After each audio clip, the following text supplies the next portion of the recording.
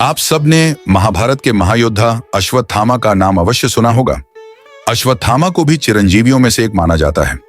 कई लोग मानते हैं कि वह आज भी जीवित हैं और कलयुग में भटक रहे हैं। कुछ लोगों का यह भी कहना है कि उन्होंने उसे देखा है।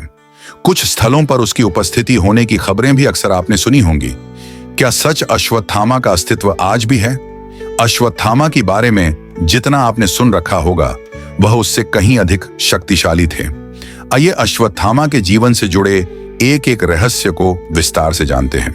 द्रोणाचार्य ने भगवान शिव को अपनी तपस्या से प्रसन्न करके अश्वत्थामा नामक पुत्र को प्राप्त किया था। इनकी माता का नाम कृपि था, जो कृपाचार्य जी की बहन थी। जन्म ग्रहण करते ही इनके कंठ से अश्व के समान हिनहिनाने की सी ध्वनि हुई, जिससे इनका नाम अश्वत्थामा पड़ा। जन्म से ही उनके माथे पर एक रत्न जड्ढा था, जो उन्हें भूख, प्यास, थकान, सांप, राक्षस आदि से बचाता था। अश्वत्थामा जश महादेव, यम, काम और क्रोध के सम्मिलित अंश से उत्पन्न हुए थे। कई लोगों को यह लगता है कि वह रुद्र अवतार हैं, परंतु ऐसा नहीं। वह महादेव, यम, काम या क्रोध के अवतार नहीं थे। उनका जन्म इन चारों के अंशों के मिश्रण से हुआ था। वो केवल भगवान शिव के ही अंश से उत्पन्न नहीं हुए थे। भगवान शिव ने भगवान विष्णु जी के जैसे कभी कोई अवतार नहीं लिया। भगवान शिव के अंश से 11 रुद्र, काल भैरव, वीरभद्र आदि की उत्पत्ति हुई थी। अश्वत्थामा ने अपनी आरंभिक शिक्षा अपने पिता गुरु द्रोणाचार्य जी से ही ली थी। अश्वत्थामा को अपने पिता से ब्रह्मास्त्र, ब्रह्मशीर और नारायणास्त्र का ज्ञान मिला था। इसके साथ उसके पास वरुण अस्त्र और आग्नेयास्त्र भी था। इनके अतिरिक्त गुरु द्रोण ने अपनी सभी विद्याओं का ज्ञान भी उसे दिया था, और लगभग सभी अस्त्र शस्त्र जो गुरु द्रोण के पास थे वह अश्वत्थामा के पास भी थे। गुरु द्रोण से उसे एक दिव्य धनुष भी प्राप्त हुआ था। विराट युद्ध में वे पहले योद्धा थे जो अर्जुन के गांडीव धनुष के प्रत्यंचा को काटने में सफल रहे थे, और उसी विराट युद्ध में उन्होंने लगभग अर्जुन की बराबरी की थी। अश्वत्थामा को विराट युद्ध में अर्जुन के विरुद्ध केवल इसी कारण से पीछे हटना पड़ता था, क्योंकि उस समय उनके सारे अस्त्र समाप्त हो गए थे। पर अर्जुन के सम्मोहन अस्त्र का उनके पास भी कोई उत्तर नहीं था, और अंत में वह भी बाकी समस्त कौरव योद्धाओं की तरह पराजित हुए थे। महाभारत के कई अनुवादित संस्करणों के अनुसार अश्वत्थामा द्रौपदी स्वयंवर में मौजूद थे, और यह भी विवरण है कि वे धनुष की प्रत्यंचा छड़ी डीडिया नहाने से चूक गए थे। द्यूत सभा में जब दूसरा दौर शुरू होने वाला था, उन्होंने इसका विरोध किया था। अश्वत्थामा ने दुर्योधन के किसी भी षड्यंत्र में भाग नहीं लिया था। उन्होंने पहला युद्ध ही विराट नगर में लड़ा था। घोष यात्रा में अश्वत्थामा दुर्योधन के साथ नहीं गए थे। कुरुक्षेत्र युद्ध शुरू होने से पहले भीष्म पितामह ने उन्हें महारथी की उपाधि दी थी। भीष्म के अनुसार अश्वत्थामा के बाण अर्जुन के बाणों की तरह ही एक दूसरे को स्पर्श करते हुए निरंतर रेखा में चलते हैं। यह उनके कौशल को दर्शाता है। अश्वत्थामा ने युधिष्ठिर, भीम, सात्यकी और धृष्टद्युम्न, शिखंडी आदि पांडव पक्ष के योद्धाओं को एक से अधिक बार पराजित किया था। 14वीं रात को घटोत्कच के साथ उसका भीषण युद्ध हुआ था। उसने उस रात घटोत्कच की एक अक्षौणी राक्षसी सेना का संहार किया था। उस रात को एक वे ही योद्धा थे जिन्होंने सर्वप्रथम घटोत्कच और उसकी सेना का डटकर मुकाबला किया था, और उसे अपनी धनुर्ता के बल पर पराजित भी किया था। इसके अतिरिक्त उसी रात उन्होंने 1 लाख से अधिक अन्य पांडव सेना का संहार कर दिया था। घटोत्कच के पुत्र अंजन पर्व का वध भी उसी की आंखों के सामने कर दिया था। अश्वत्थामा एकमात्र कुरु योद्धा थे जो घटोत्कच द्वारा उत्पन्न किए गए यथुधन राक्षसों से डरकर नहीं भागे थे, बल्कि उन्होंने यथुधन के साथ पौलस्त्य राक्षसों को मार गिराया था। अश्वत्थामा ने घटोत्कच की मायावी शक्ति के भेदन के लिए वज्रास्त्र तथा व्यव्यास्त्र का उपयोग किया था।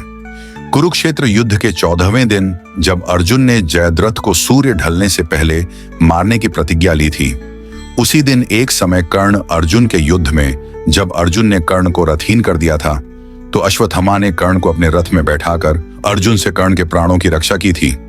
अश्वत्थामा ने कुरुक्षेत्र युद्ध में ऐसे ही 3 बार कर्ण की रक्षा की थी, और जब अर्जुन ने दुर्योधन के वध हेतु शक्तिशाली मानवास्त्र का उपयोग किया था, तो उसे भी अश्वत्थामा ने हवा में ही काट दिया था।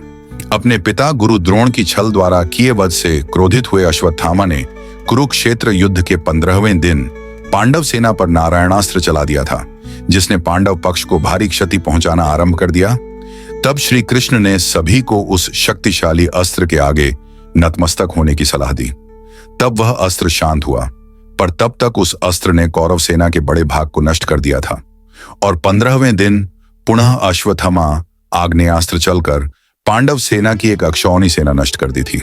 कुल मिलाकर अश्वत्थामा ने 3 से अधिक अक्षौणी पांडव सेना का संहार किया था। अश्वत्थामा के हाथों कई प्रसिद्ध योद्धा भी मारे गए थे, जैसे कि मालव के राजा सुदर्शन, पौरव के राजा वृद्धाक्षत्र, चेदी देश के राजकुमार, महिष्मति के राजा नील, सुरथ आदि कर्ण। अर्जुन के अंतिम युद्ध से पहले अश्वत्थामा ने बद्धा प्रयास किया था कि दोनों पक्षों में संधि हो जाए। उन्होंने इसके पहले भी दुर्योधन कई अवसरों पर समझाया भी था, कर्ण से भी कई बार उनका कटु संवाद, पर दुर्योधन ने कभी उनकी बात नहीं मानी। एक समय तो वह सुदर्शन चक्र को भी उठाना चाहते थे, पर वह ऐसा कर नहीं पाए। वह सुदर्शन चक्र को पाकर अजय बनना चाहते थे। यहां तक कि उन्होंने श्री कृष्ण से ब्रह्मशीर के बदले सुदर्शन चक्र मांगा भी था। कौरव पक्ष के अंतिम सेनापति अश्वत्थामा ही बने थे। हालांकि वह पांडव पक्ष के विरोधी नहीं थे, पर जब उन्होंने दुर्योधन के अंतिम युद्ध के बाद उनकी वह बुरी स्थिति देखी थी, तब उनके क्रोध की कोई सीमा ही न रह गई थी और उसके बाद उनके हाथों बहुत विनाश हुआ था। उन्होंने प्रतिज्ञा ली कि बाकी बचे हुए सभी पांडव पक्ष के योद्धाओं को मार डालेंगे और वहां से निकल पड़े। जब वो पांडवों को मारने के लिए निकला तो पांडव पक्ष के शिविर द्वार पर एक विशालकाय अद्भुत प्राणी उनके सामने आकार खड़े हो गया। वह वास्तव में भगवान शिव ही थे, परंतु अश्वत्थामा उन्हें पहचान न सके और अपने सारे अस्त्र शस्त्र उन पर चला दिए। परंतु उस महाभूत ने अश्वत्थामा के छोड़े हुए सारे बाणों, अस्त्र शस्त्रों को अपना ग्रास बना लिया।